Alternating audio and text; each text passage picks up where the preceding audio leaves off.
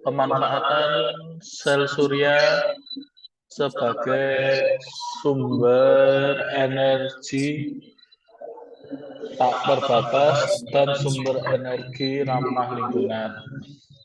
Saya Buya Arta Gumelar dan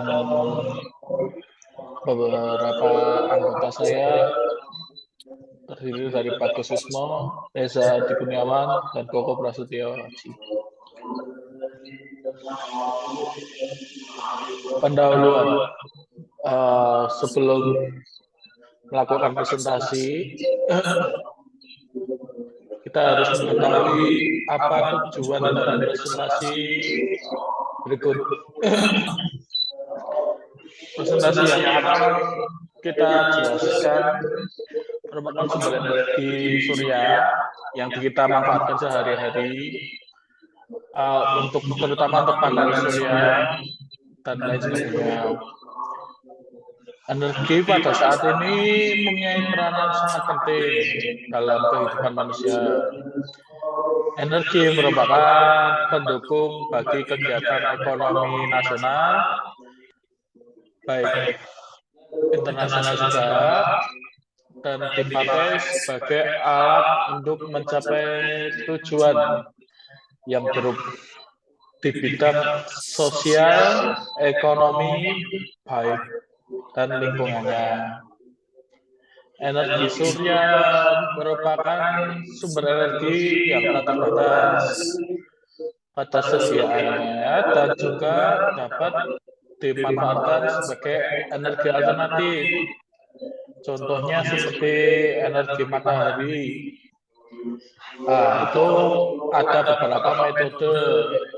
Metodenya ialah dengan merubah energi surya menjadi energi listrik menggunakan panel surya.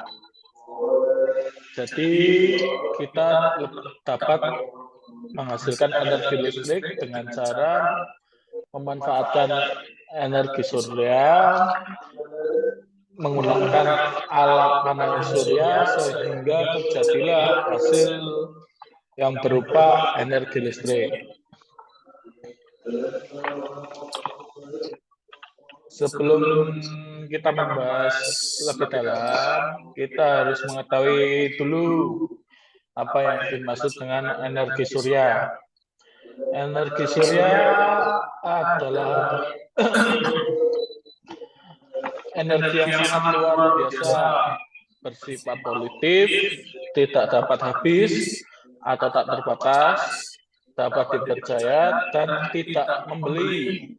Yang dimaksud adalah free, gratis. Tapi selain itu juga ada kejelekannya. Kejelekan dari energi surya itu sangat halus, tidak terbatas, dan lain sebagainya. Arus energi surya sangat rendah. Efeknya apa? Nah, dia mengakibatkan dipakai sistem dan kolektor yang luas, permukaan besar, untuk mengumpulkan dan mengkonsentrasikan energi itu. Nah, energi surya di Indonesia bagi di pemerintahan Indonesia karena negara kita merupakan negara yang tropis, Indonesia mempunyai potensi energi surya yang cukup besar.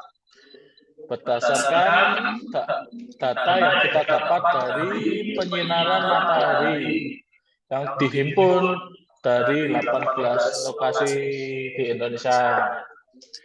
Gambar di atas merupakan gambar matahari yang merupakan salah satu sumber energi surya yang tak terbatas, gratis, dan dapat kita manfaatkan dengan beberapa metode seperti metode tradisional, modern, dan lain sebagainya.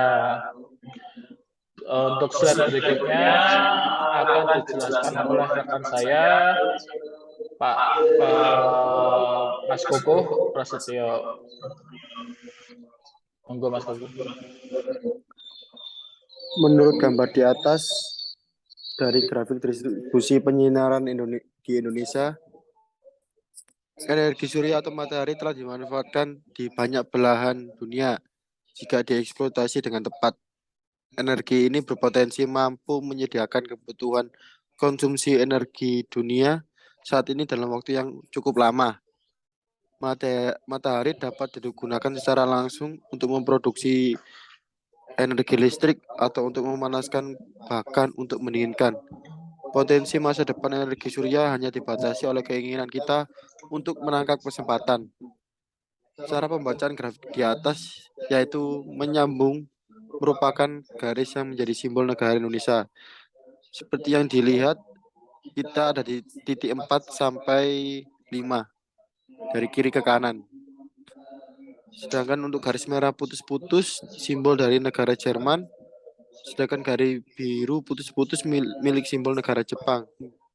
Cara pembacaan grafik di atas yaitu secara horizontal menunjukkan waktu tiap bulannya dan secara vertikal menunjukkan insolasinya.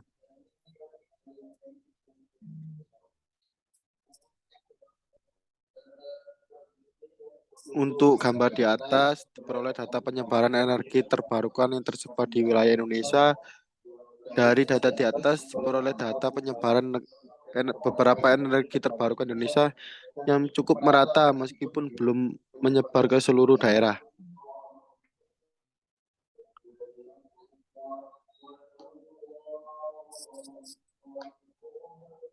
Pembahasan. Ada banyak cara untuk memanfaatkan energi dari matahari, seperti tumbuhan yang bisa mengubah sinar matahari menjadi energi kimia yang dapat digunakan untuk melakukan fotosintesis, dan sebagai manusia pun kita bisa memanfaatkan energi dengan cara memanfaatkan sinar matahari dengan mengenalkan beberapa sumber daya alam. Contohnya seperti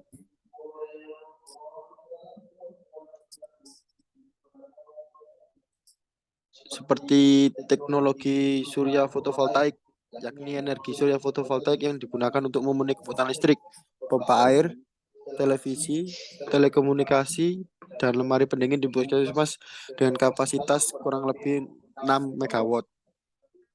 Dan teknologi energi surya termal.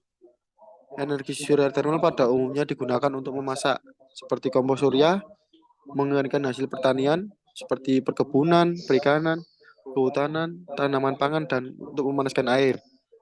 Untuk selanjutnya akan dijelaskan oleh rekan saya, yakni Ananda Bagus Wismo.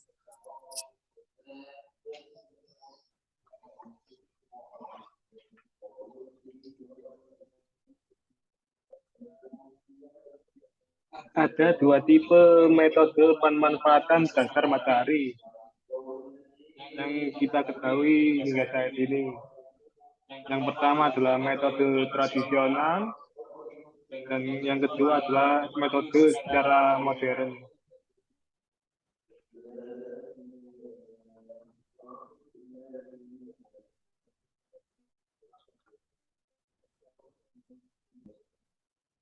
Yang pertama adalah metode secara tradisional yang dijelaskan pada gambar di bawah ini. Dalam gambar-gambar ini diperlihatkan metode pemanfaatan dasar matahari secara tradisional. Dimulai dari gambar yang paling kiri, yang terlihat sinar matahari digunakan dalam pembuatan garam laut. Kemudian yang di tengah dipergunakan untuk proses penjemuran daun tembakau. Dan yang terakhir digunakan untuk pengeringan singkong agar kadar air di dalamnya berkurang.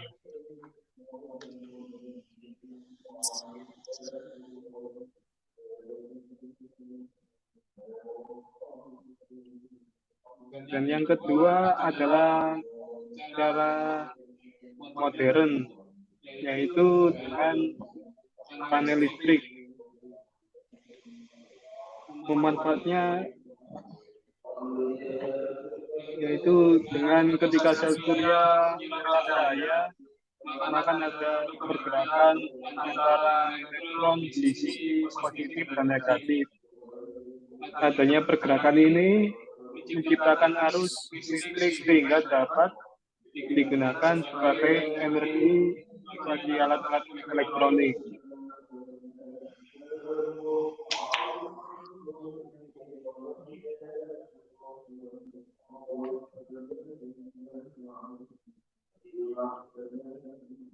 Dari penjelasan yang telah diterangkan, kita dapat mencapai kesimpulan yaitu energi surya atau matahari telah dimanfaatkan di banyak belahan dunia, dan jika dieksplorasi dengan tepat, energi ini berpotensi mampu menyediakan kebutuhan konsumsi energi dunia saat ini dalam waktu yang lebih lama.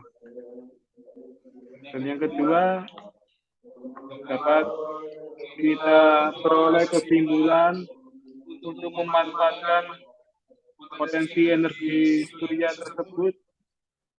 Ada dua macam teknologi yang sudah diterapkan, yaitu teknologi energi surya fotovoltaik dan teknologi energi surya termal.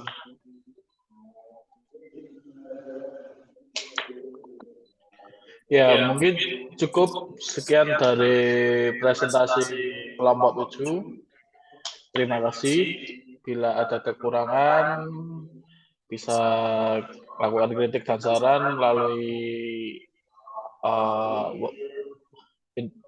kontak dari YouTube. Mungkin nanti untuk kita upload di YouTube karena kapasitasnya yang sangat besar ini untuk filenya.